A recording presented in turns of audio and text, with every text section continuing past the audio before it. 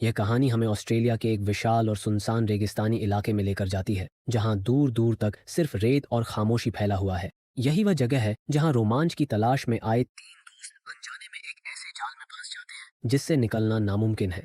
यहाँ हर साल हजारों लोग रहस्यमयी तरीके से गायब हो जाते हैं। इनमें से कई लोग वापस मिल जाते हैं, लेकिन कुछ लोग ऐसे भी होते हैं जो हमेशा के लिए लापता हो जाते हैं। बहुत से लोगों ने यह जानने की कोशिश की कि आखिर वे लोग गए कहाँ, क्या उन्हें आसमान निगल गया या जमीन में समा गए, लेकिन आज तक इस सवाल का कोई जवाब नहीं मिल पाया। उन्हीं लापता लोगों में से एक कहानी आज हम आपके लिए लेकर आए हैं, जिसका अंत आपको पूरी तरह से चौंका देगा। कहानी की शुरुआत क्रिस्टीन और लिसा नाम की दो सहेलियों से होती है, जो समंदर के किनारे आराम से लेटी होती हैं। तभी वहां उनका दोस्त बेन आता है, जिसने हाल ही में एक नई कार खरीदी होती है, और वह अपनी इस कार से दोस्तों के साथ एक ऐसी जगह को एक्सप्लोर करना चाहता है जहां बहुत कम लोग जाते हैं, क्योंकि वह जगह शहर से काफी दूर है। अगली सुबह ये तीनों अपनी ट्रिप के लिए निकल पड़ते हैं। रास्ते में वे एक गैस स्टेशन पर रुकते हैं। यहाँ बेन सब कुछ कैमरे में रिकॉर्ड कर रहा होता है। इसी दौरान उसकी मुलाकात माइक टेलर नाम के एक आदमी से होती है। जब बेन उसे बताता है कि वे लोग वुल्फ क्रीक क्रेटर जा रहे हैं, तो माइक के चेहरे के हाव भाव अचानक बदल जाते हैं। हालांकि वह ऐसा दिखाने की कोशिश करता है जैसे उसे कुछ भी पता ना हो,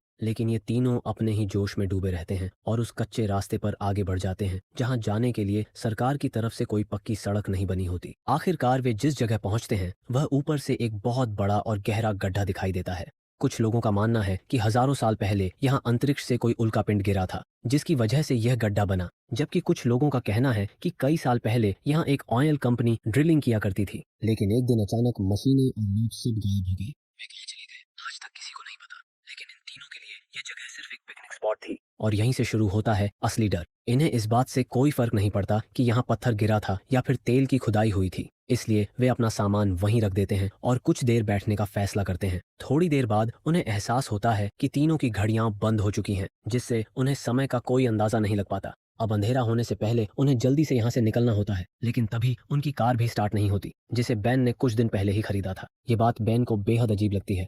कई घंटों की कोशिश के बावजूद भी जब कार ठीक नहीं होती, तो आखिरकार वे हार मान लेते हैं और फैसला करते हैं कि आज की रात यहीं इसी सुनसान इलाके में गुजारेंगे, जो काफी खतरनाक हो सकता है क्योंकि आसपास जंगली जानवर भी हो सकते हैं। लेकिन इसके अलावा उनके पास कोई और रास्ता भी नहीं होता। रात होने पर बेन अपनी खोज और ऑब्जर्वेशन की बातें बताने लगता है, जिसमें वह कहता है कि शायद किसी यूएफओ की वजह से सभी बैटरी से चलने वाली चीजें बंद हो गई हैं। लेकिन क्रिस्टीन और लिसा को उसकी ये बातें बिल्कुल बकवास लगती हैं और वे उसे चुपचाप सो जाने को कह देती हैं। तभी उनकी नींद के दौरान एक मेहमान आता है, जिसका नाम मिक टेलर होता है। उसे देखकर तीनों बहुत खुश हो जाते हैं, क्योंकि उन्हें लगता है कि अब उनकी मदद हो जाएगी और वे यहाँ से बाहर निकल पाएंगे। लेकिन कार तो अब भी ठीक नहीं होती, इसलिए मिक कहता है कि वह अभी साउथ की ओर जा रहा है और कल सुबह लौटकर उनकी मदद करेगा। लिसा उससे रिक्वेस्ट करती है कि वह उन्हें अपने साथ ले चले, क्योंकि यह जगह बहुत सुनसान और खतरनाक है। मिक उनकी बात मान जाता है और उनकी कार को टो करके पास की एक पुरानी और सुनसान माइंस की ओर ले जाता है, जहाँ सालों से कोई नहीं गया होता।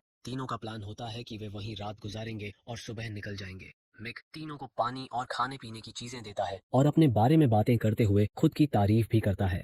वह बताता है कि उसका कोई पक्का घर नहीं है और जब भी वह इस रूट से गुजरता है तो इसी माइन में रात गुजारता है, इसलिए उन्हें घबराने की कोई जरूरत नहीं है। इतना कहकर वह उनकी कार ठीक करने में लग जाता है। तभी लिसा उसके पास जाकर उसका शुक्रिया अदा करती है, क्योंकि वह उन्हें जानता तक नहीं, फिर भी उनकी मदद कर रहा है।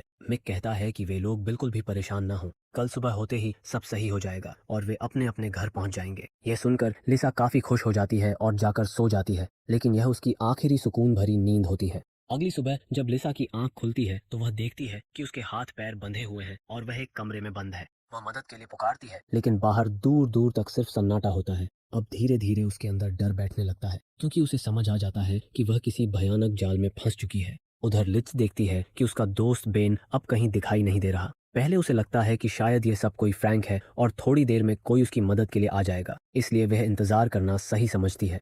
लेकिन सुबह से शाम और फिर रात हो जाती है, ना किसी की आवाज आती है और ना ही कोई मदद के लिए पहुंचता है। अब उसे समझ आ जाता है कि यह कोई मजाक नहीं बल्कि कड़वी हकीकत है। इतने समय में उसके दोस्तों को लौट आना चाहिए था, लेकिन अब उसे खुद ही कुछ करना होगा। वह वहां पड़ी एक नुकीली चीज से अपने हाथों में बंधी रस्सी काटती है। इसमें उसे काफी दर्द होता है, लेकिन किसी तरह वह खुद को आजाद कर लेती है और खिड़की से कूदकर बाहर निकल आती है। बाहर आकर वह अपनी कार देखती है, जिसके सारे पुर्जे बाहर निकाले गए होते हैं, जो साफ बताता है कि यह सब जानबूझकर किया गया है। वह सबसे पहले अपने जूते पहनती है। तभी उसे क्रिस्टी की चीख सुनाई देती है। आवाज की दिशा में भागते हुए वह जो नजारा देखती है उससे उसके रोंगटे खड़े हो जाते हैं। मिक टेलर ने क्रिस्टी को एक खंभे से बांध रखा होता है और आंखें बंद करके उसके चारों ओर गोलियां चला रहा होता है, जिससे क्रिस्टी डर के मारे चीखती रहती है। जबकि मिक को इसमें मजा आ रहा होता है। वह यहीं नहीं रुकता और उसके साथ गलत हरकतें करने लगता है जिसे लिज देख नहीं पाती। तभी लिज बाहर खड़ी कार में आग लगा देती है, जिससे जोरदार धमाका होता है। आवाज सुनकर मिक बाहर आ जाता है और लिज छिप जाती है।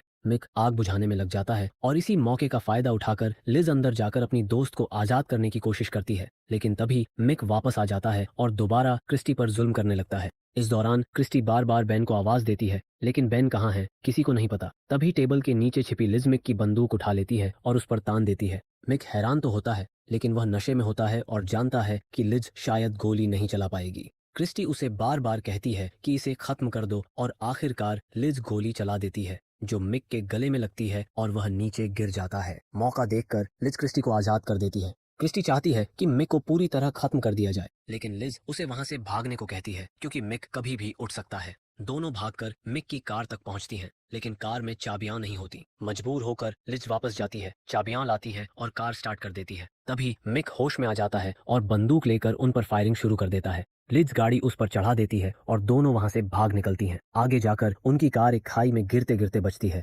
लेकिन लिज जानबूझकर कार को खाई में धक्का दे देती है ताकि मिक को लगे कि वे दोनों मर चुकी हैं। उनका प्लान सही चलता है। मिक आसपास और खाई के नीचे तक चेक करता है, जबकि दोनों पास में छिपी रहती हैं। बाद में वे मिक की दूसरी कार तक पहुंचती हैं, लेकिन अफसोस मिक उसकी चाबियां अपने साथ ले जा चुका होता है। यह जानकर क्रिस्टी पूरी तरह टूट जाती है, क्योंकि अब उसे लगने लगता है कि वे दोनों शायद जिंदा नहीं बच पाएंगी। क्रिस्टी को अब पूरा यकीन हो जाता है कि बेन को मिक कब का मार चुका होगा, क्योंकि उसे यह सब करने में मजा आता है और वे तीनों उसके पहले शिकार नहीं हैं, बल्कि वह यह सब सालों से करता आ रहा है। वह क्रिस्टी को समझाने लगती है कि अब सब खत्म हो चुका है और खुद को उसके हवाले कर देना ही बेहतर है, ताकि एक आसान मौत मिल सके। लेकिन लिज उसे शांत रहने को कहती है, क्योंकि वह इतनी आसानी से हार मानने वाली नहीं है। लिज उसे वहीं रुकने को कहती है और खुद बेन को ढूंढने उसी पुरानी माइन में वापस जाती है। यहाँ उसकी हिम्मत काबिले तारीफ होती है, क्योंकि उसके पास भाग जाने का मौका था, लेकिन वह अपने दोस्त को बचाने के लिए लौटती है। माइन के अंदर उसे दीवारों पर लगी कई न्यूज़पेपर कटिंग्स दिखती हैं, जिनमें लापता लोगों की खबरें होती हैं। ये देखकर लिज समझ जाती है कि यहाँ जितने भी लोग गायब हुए हैं उन सब के पीछे एक ही इंसान का हाथ है, मिक टेलर। तभी उसे एक बंदूक मिलती है, जिसे लोड करके वह आगे बढ़ती है और गैराज एरिया में पहुंचती है, जहां उसे लापता लोगों की कारें, चाबियां, ड्राइविंग लाइसेंस और सामान मिलते हैं। वहीं बेन का वीडियो कैमरा भी मिलता है। जब वह आखिरी रिकॉर्डिंग देखती है तो पता चलता है कि गैस स्टेशन से ही मिक उनका पीछा कर रहा था। अब लिज को पूरा यकीन हो जाता है कि मिक कोई आम आदमी नहीं, बल्कि एक खतरनाक साइको है, जो लोगों को कैद करके दिनों तक भूखा प्यासा रखता है और आखिर में बेरहमी से मार देता है। वह समझ जाती है कि उनके साथ भी वही होने वाला था, लेकिन वह ऐसा होने नहीं देना चाहती। वह कार की चाबी उठाकर गाड़ी स्टार्ट करने ही वाली होती है कि तभी पीछे से मिक उस पर हमला कर देता है और उसे गंभीर रूप से घायल कर देता है। लिज पूरी ताकत से खुद को बचाने की कोशिश करती है, लेकिन मिक उस पर हावी हो जाता है। उधर क्रिस्टी, जो अब तक उसका इंतजार कर रही होती है, जब सुबह तक लिज को नहीं देखती तो सड़क की ओर भागती है और मदद मांगने लगती है। एक बुजुर्ग आदमी उसकी हालत देखकर गाड़ी रोकता है, लेकिन तभी मिक उसे गोली मार देता है। क्रिस्टी किसी तरह उस आदमी की कार लेकर भागती है, लेकिन मिक उसका पीछा करता है। एक मोड़ पर वह मिक की कार को टक्कर मारकर आगे निकल जाती है, लेकिन मिक हार मानने वालों में से नहीं होता। वह दूर से उसकी कार पर फायर करता है, जिससे कार पलट जाती है और आखिरकार वह क्रिस्टी को भी मार देता है। बाद में वह सब कुछ एक हादसे जैसा दिखाने की कोशिश करता है। सीन शिफ्ट होकर बेन पर आता है, जो अब भी जिंदा होता है, लेकिन बेहद बुरी हालत में होता है। मिक की गैर मौजूदगी का फायदा उठाकर बेन किसी तरह खुद को आजाद करता है और भाग निकलता है। उसकी किस्मत अच्छी होती है। बेन का इलाज होता है और पुलिस उसकी बताई जगहों पर जांच करती है, लेकिन हैरानी की बात यह होती है कि उन्हें वहां कुछ भी नहीं मिलता, न मिक न सबूत। जो कुछ लिन और क्रिस्टी ने देखा था वह सब रहस्य बनकर रह जाता है। शायद मिक अभी भी कहीं आजाद घूम रहा हो। इन्हीं सवालों के जवाब आपको पार्ट 2 में देखने को मिलेंगे। उसके लिए कमेंट जरूर कीजिए। मिलते हैं अगले वीडियो में।